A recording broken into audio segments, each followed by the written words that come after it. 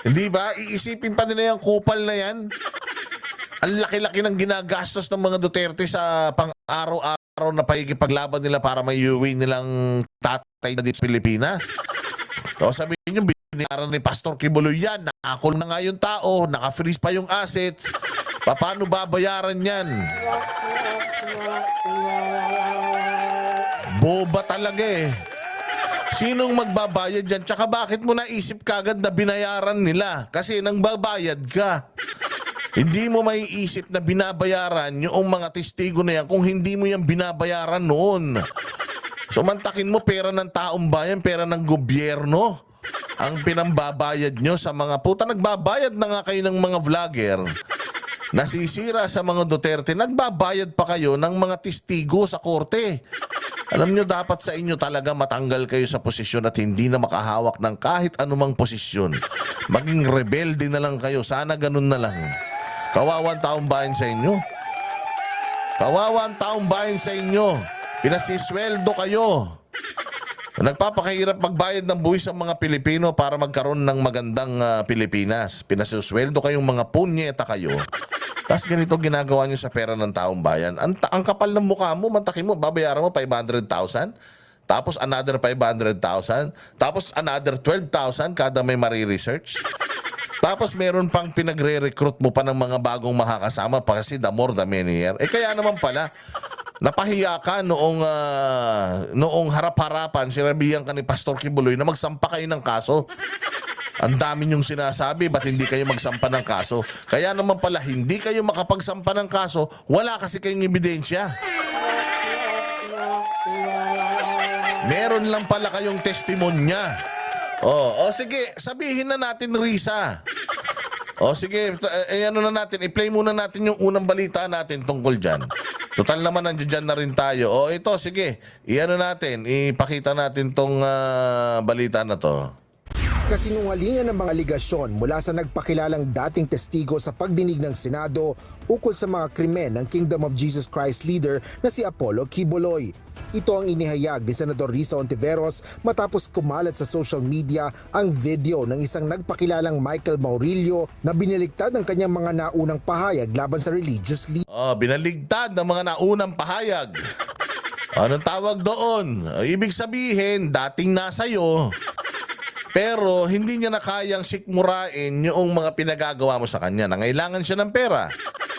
Masama ang loob niya sa Kingdom of Jesus Christ. Bakit? Kasi tinanggal siya o umalis siya or something. Meron siyang kasalanan. O ngayon, para makabawi, tinawagan siya noong Nepalese na tarantado para, gusto mo magkapera. Tumawag ka kay Risa Hontiveros. Tapos sabihin mo lang na hindi ka masaya. Yun lang ang instruction Sabihin mo lang hindi ka masaya sa Kingdom of Jesus Christ. Lumapit siya. Ako po si ganito, hindi po ako masaya sa mga nararanasan ko at naranasan ko sa loob. Sige, siyempre tinawagan siya. Anong sinasabi mo hindi ka masaya? Hindi po kasi ako masaya dun kasi politika dun kasi ganito susungit ng mga tao dun yun lang naman siguro yung gusto isumbong ng tao kaya lang hindi pa pwedeng ganun total din lang ikaw ba'y sumusumpa na na talagang lalabanan natin, pababagsakin natin si Pastor Apollo Kibuloy. Galit ako sa kanila. Sige, halika rito. Gumawa ka ngayon ng sulat. Lahat ng mga karanasan mo. So gumawa siya ng sulat.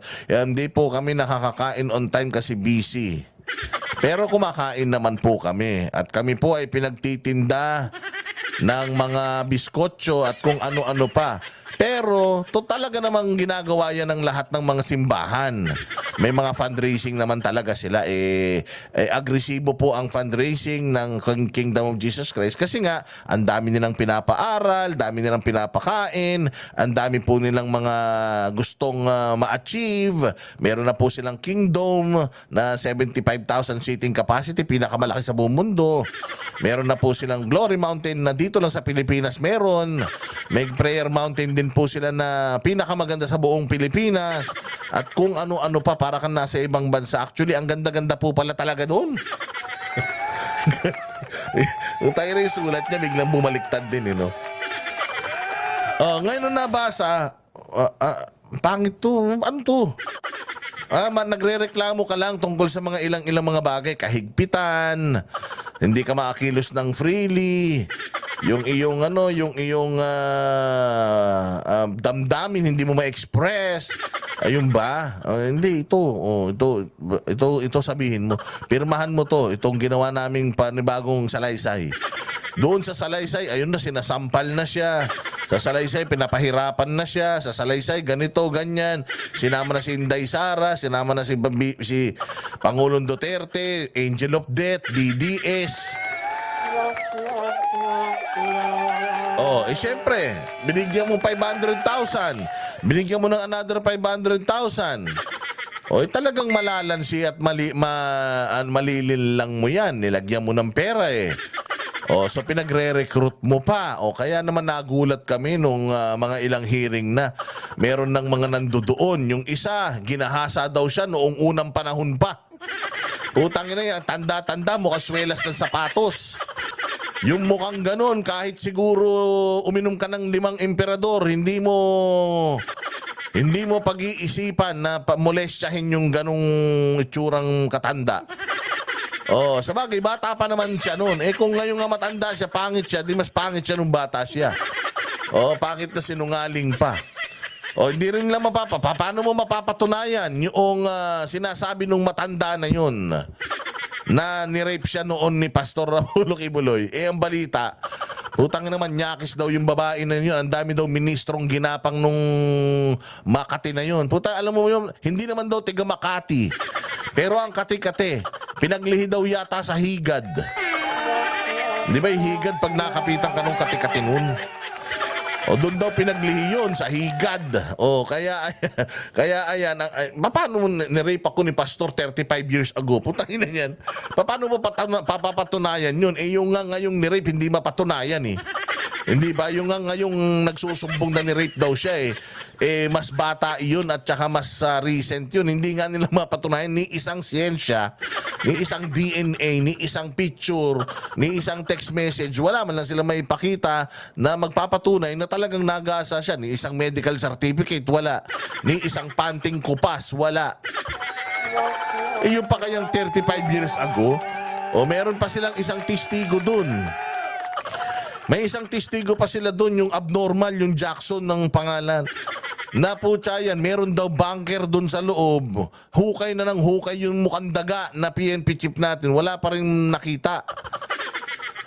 Tapos ano pa ba yung pinagsasabi? Angel of Death, meron daw private army si Pastor Apollo Kibuloy, Angel of Death, tinatakot daw sila. Putangin lang yan. Kung tinatakot sila, paano silang buhay pa hanggang ngayon?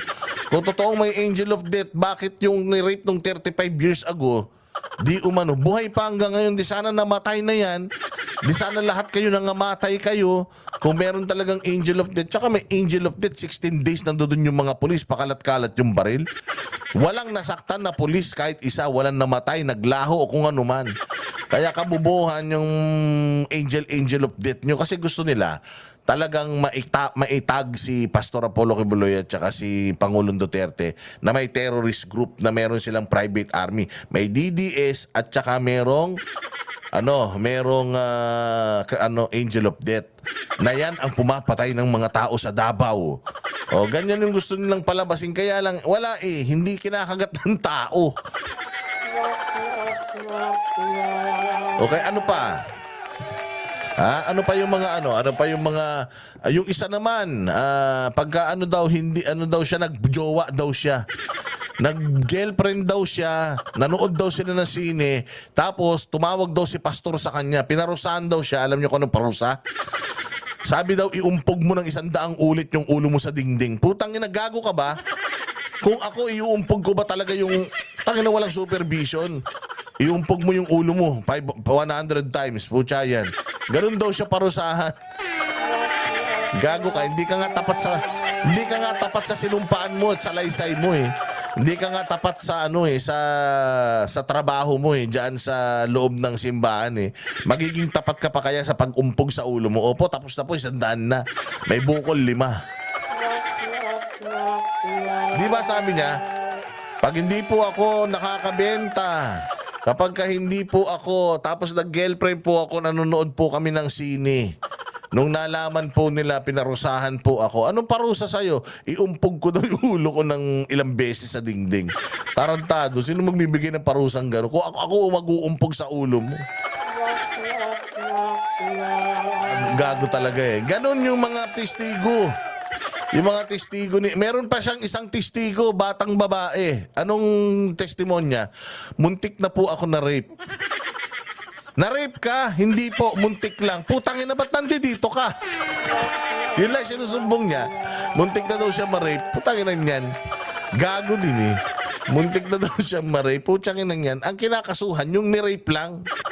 Yung nang-rape at saka yung nagsasalita, yung ni-rape. Pero yung muntik ma-rape, putangin na walang ganun. Hindi mo nga mapatunayan yung na-rape eh. Yung pa kaya muntik ma-rape. Palang putya. Puro kagaguhan. Puro kabalbalan, puro katarantaduhan yung kaso na yan, sa totoo lang. Tapos kita mo si Pastor Kibuloy, hanggang ngayon nakakulong, pastor yan. Tanginan nyo mga demonyo talaga kayo, imbis na nakakapagkalat ng mga salita ng Panginoon yan, ikinukulong yung mga hayop kayo. Pag mabait na tao, kinukulong nyo. Pag masamang tao, pinalalabas nyo. Ang dami ng pinalabas ni Boying Rimulya. Ang dami na uhuling drugs ni Bongbong, walang nakukulong. Tapos itong mga matitinong tao nakakulong. Si Pangulong Duterte, gandang ginawa sa Pilipinas, nakakulong. Si Pastor Apollo Kibuloy, tumutulong sa Pilipinas, inubos ang rebelde. Nagkakalat ng gospel ng Panginoon, nakakulong. Mga ganyan na ba kayo kademonyo? Tanginan nyo. Sinong tatay nyo? Si Lucifer? Siguro mga anak kayo ni Lucifer, mga hayop kayo. Bakit yung mga taong simbahan, yung mga mababait na tao, pinipilit ninyong ipakulong? Samantalang kayo, malaya kayo, nakakalaya, nakakagala. Si Franz Castro, hindi naman yata teacher daw yun. Nagkukunyari ng teacher, putangin lang yan, tapos na guilty pa yun sa kasong child abuse.